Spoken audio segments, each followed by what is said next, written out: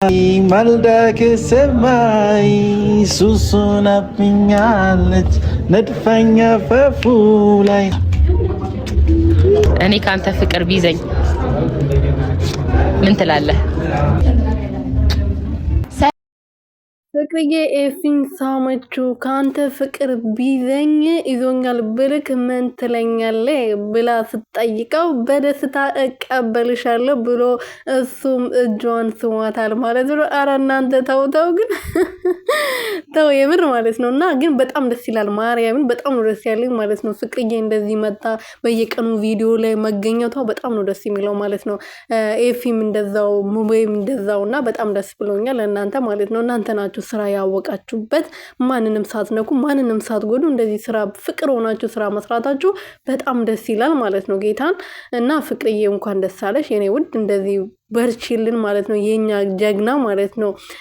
ሰላም ቤተሰብ እንዴት ናችሁልኝ? እኔ ያለው ፈጣሪ እየተመሰገነ በያላችሁበት ሰላማችሁ ብዘት ተረፍርፍ ይበልልኝ የኔ ውድና እንቁ የናችሁ ቤተሰቦች ማለት ነው። እና ኤፊና ፍቅርዬ ሙቤ መጥቷል እንግዲህ በፍቅር ቤት ዛሬም ደስ በሚል ሁኔታ። እኔ ካንተ ፍቅር ይዞኛል ብዬ ብነግር ምን ብለህ ትቀበለኛለህ ብላ ስትጠይቀው እኔ በደስታ እቀበልሻለሁ ብሎ እንግዲህ ዘፈን ዘፍኖላታል ማለት ነው። ዘፈን ከዘፈነላት በኋላ ፍቅርዬም ደስ ብሏት እንግዲህ ግንባሩን ስመዋለች ማለት ነው። ኤፊም ደስ ብሎት እጇን ስስማት ነበረ የኔ ፍቅሮች ማለት ነው። ስታምሩ ደግሞ ግን ያው ሌላ ነገር አይደለም እናንተ እና ሌላ ነገር እንዳታስቡ። የወንድሙ ፍቅረኛ የነበረች ሴት እንዴት ሊያፈቅር ይችላል? ምን ሆናችኋል? ብዙዎቻችሁ ሙቤና ኤፊ ምን እያረጋችሁ ነው?